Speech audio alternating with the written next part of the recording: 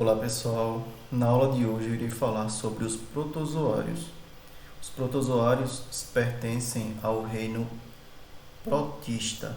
Então, no reino protista estão os protozoários e as algas. Os protozoários nessa imagem são representados por esse indivíduo aqui da imagem à esquerda, que é um protozoário ciliado, e as algas estão sendo representadas nessa imagem por esses indivíduos aqui da imagem à direita.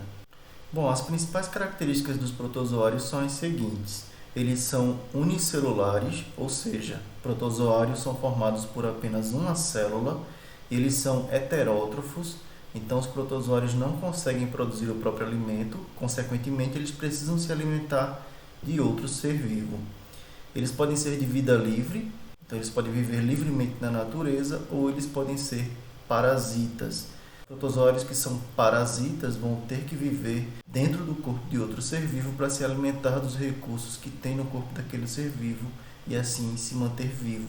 Uma outra característica dos protozoários é o fato deles serem eucariontes. Então, essa única célula que forma o protozoário é uma célula que vai apresentar membrana plasmática, citoplasma e o núcleo é separado do citoplasma por uma membrana nuclear. Em relação à reprodução, os protozoários podem apresentar reprodução assexuada ou reprodução sexuada. Como a maioria dos seres vivos, os protozoários também têm uma capacidade de se locomover, de se deslocar de um local para outro. Eles utilizam 3 estruturas diferentes para a locomoção. Cada indivíduo vai ter uma estrutura diferente, tá? Por exemplo, eles podem ter cílios, podem ter flagelos ou podem ter pseudópodes. Os pseudópodes são prolongamentos do citoplasma. Então, basicamente, o protozoário alonga o citoplasma e utiliza esse alongamento do citoplasma, que é conhecido como pseudópode, para conseguir se deslocar de um ponto a outro. Pseudo significa falso, então pseudópodes significa falsos pés. É basicamente isso, um prolongamento do citoplasma que é utilizado como um pé falso para que o protozoário possa se deslocar de uma região para outra. Uma outra estrutura utilizada pelos protozoários para a locomoção são os cílios. Os cílios são geralmente numerosos, eles ficam em volta de toda a célula do protozoário e a movimentação desses cílios faz com que o protozoário se desloque no ambiente onde ele está, geralmente dentro da água. Nessas duas imagens aqui, aqui eu tenho um paramécio. Os cílios estão aparecendo aqui do lado, não estão muito evidentes, mas esses tracinhos aqui são cílios que estão em volta de toda a célula do protozoário. E aqui eu tenho cílios presentes no corpo de outro protozoário. Então, basicamente, o que o protozoário faz é movimentar esse cílio e essa movimentação faz com que o protozoário se desloque naquele ambiente onde ele está. A outra estrutura utilizada para a locomoção são os flagelos. Os flagelos são menos numerosos do que os cílios, eles geralmente se encontram em uma das extremidades do corpo do protozoário e basicamente a função é a mesma. O flagelo vai ser movimentado e essa movimentação realizada pelo flagelo faz com que o protozoário se desloque de uma região para outra. Nessa imagem aqui, os flagelos são essas estruturas aqui. Geralmente o protozoário apresenta um flagelo, mas não é incomum que ele possua mais de um flagelo. Então, todos esses prolongamentos aqui são flagelos. Tem vários protozoários aqui nessa imagem, cada um tem alguns flagelos. Mas percebam que eles são bem menos numerosos do que os cílios. Se eu for considerar um indivíduo só, aqui eu tenho um flagelo, 2, 3, 4, 5, 6. O paramécio vai ter dezenas de cílios em volta do corpo, então os cílios sempre vão ser mais numerosos do que os flagelos, mas eles vão realizar a mesma função. Em relação à alimentação, os protozoários vão se alimentar de outros protozoários ou de bactérias. No processo de alimentação, eles vão utilizar essas estruturas de locomoção para capturar o alimento deles. Então, eles podem utilizar os cílios, os flagelos ou os pseudópodes para capturar aquele alimento que eles precisam consumir e trazer esse alimento para dentro da célula dele. Quando esse alimento entra dentro da célula, eles conseguem se alimentar, né? O processo que os protozoários utilizam para se alimentar é conhecido como fagocitose. Basicamente, o protozoário vai pegar aquele organismo que ele quer se alimentar, vai envolver esse organismo utilizando a sua membrana plasmática e o seu citoplasma e vai colocar esse organismo para dentro do seu citoplasma. Quando o organismo está dentro do citoplasma, o protozoário consegue destruir esse organismo e consome as partes do corpo desse organismo e utilizar essas partes para a produção de energia. Então, nessa imagem aqui, o organismo está aqui fora, o protozoário se aproxima, engloba o organismo utilizando os seus pseudópodes. Depois que o organismo está englobado, ele entra dentro da célula e aqui dentro da célula ocorreu o processo de fagocitose, em que o organismo é destruído e as partes do organismo são utilizadas pelo protozoário para a produção de energia. Como eu tinha falado anteriormente, os protozoários podem ter reprodução assexuada ou reprodução sexuada. No caso da reprodução assexuada, basicamente vão se formar clones. Então, um único protozoário vai originar dois novos protozoários exatamente iguais. O que acontece? O protozoário vai duplicar o DNA, esse DNA que está guardado lá no núcleo da célula é duplicado, duplica as organelas e em seguida o protozoário se divide em dois pedaços exatamente iguais. Um protozoário forma dois outros protozoários. Percebam que nesse processo de reprodução assexuada não é necessária a participação de dois protozoários. Um único indivíduo consegue produzir outro indivíduo. No processo de reprodução sexuada, é necessária a presença de dois protozoários diferentes. Esses dois protozoários vão se juntar, vão conectar o citoplasma deles, então eles conectam a membrana plasmática e em seguida conectam o citoplasma dos dois. Depois eles vão transferir uma parte do DNA deles para o outro protozoário. Depois que ocorreu a transferência de DNA, eles se afastam e cada um vai viver a sua vida.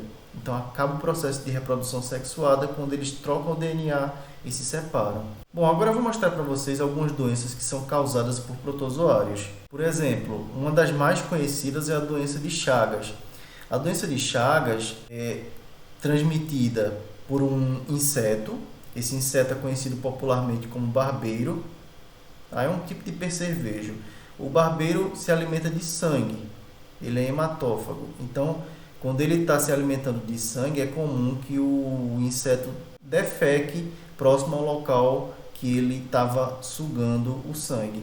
Quando a pessoa vai coçar o local, é comum que aquelas fezes do inseto que estavam próximas à região que foi furada da pele caiam nessa região que foi furada. Nas fezes do animal está o protozoário. O protozoário é o Trypanosoma cruzi. Então, quando esse protozoário consegue entrar dentro do corpo do ser humano, a pessoa vai contrair a doença de Chagas.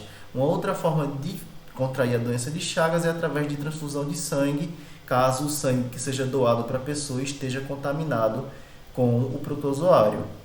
Outra forma é a transferência de protozoários através da placenta, quando a mãe está grávida. Então, se a mãe estiver contaminada com a doença de Chagas, ela pode passar o Trypanosoma cruzi para o filho através da placenta. Esse inseto que transmite o Trypanosoma cruzi, que passa a doença de Chagas para a pessoa, adquire esse protozoário quando ele se alimenta do sangue de alguns animais silvestres, como gambás e alguns roedores. Então, se o gambá ou os roedores estiverem contaminados com o Trypanosoma cruzi, quando o barbeiro suga o sangue desses animais, ele vai colocar dentro do corpo dele o Trypanosoma cruzi. Depois que o barbeiro vai se alimentar de algum ser humano, ele acaba transferindo o Trypanosoma cruzi para o ser humano, mas não diretamente. Ele defeca, se o ser humano coçar, as fezes lá do barbeiro vão acabar passando para o local onde foi furada a pele do ser humano e o Trypanosoma cruzi entra na pele da pessoa. Uma coisa que é muito comum é a ocorrência de doença de Chagas naquelas regiões em que tem esse tipo de casa, que são casas feitas de barro e que tem muitas frestas. Nesses buracos presentes na casa são os locais ideais que o barbeiro utiliza para viver, para se abrigar. Tá? Então é muito comum que ocorra doença de Chagas nessas regiões, justamente porque o local é ideal para que o barbeiro consiga viver na região. Bom, os sintomas da doença de Chagas são, resumidamente, febre, inchaço ao redor do local da picada, feridas na pele e doenças cardíacas. Se a doença evoluir, se você descobrir a doença a tempo, cedo, tem um tratamento, você toma um medicamento e a chance de cura é bem alta, tá? A maioria dos casos a pessoa consegue se curar. Mas se você demorar muito tempo para descobrir que tem a doença, que o protozoário entrou no seu corpo, a doença pode chegar numa fase mais grave e ela pode desenvolver em você meningite e encefalite, que são inflamações numa estrutura chamada meninge, que envolve o cérebro, e no encéfalo. E outras complicações que podem ocorrer é o inchaço de alguns órgãos, como o coração e o intestino. Então é muito comum que uma pessoa que tem a doença de Chagas e a doença está na fase aguda, que o coração aumente de tamanho e o intestino também, justamente por causa da inflamação causada pelo protozoário nesses órgãos. Então, se chega na fase aguda e o tratamento não funciona, a pessoa pode morrer da doença. Se a pessoa descobre a doença a tempo, a chance de cura é muito grande, porque tem medicamentos para matar o protozoário. E se isso acontece, a pessoa se cura da doença. A forma mais simples de se descobrir que você tem a doença de Chagas é realizando um exame de sangue. No exame de sangue vai ser detectado se o protozoário está ou não no seu sangue. Uma outra doença que é causada por protozoários é a malária. O protozoário causador da malária é do gênero Plasmodium. Tem várias espécies de Plasmodium diferentes que vão causar a malária, na verdade. A transmissão desse protozoário é feita por um mosquito do gênero Anopheles. Geralmente é a fêmea que transmite o protozoário para o corpo do ser humano. Então essa fêmea vai se alimentar do sangue do ser humano e na saliva do mosquito está presente o protozoário. Então esse protozoário que está na saliva do mosquito vai entrar no corpo do ser humano e vai causar a malária. Esse mosquito popularmente é conhecido como mosquito prego.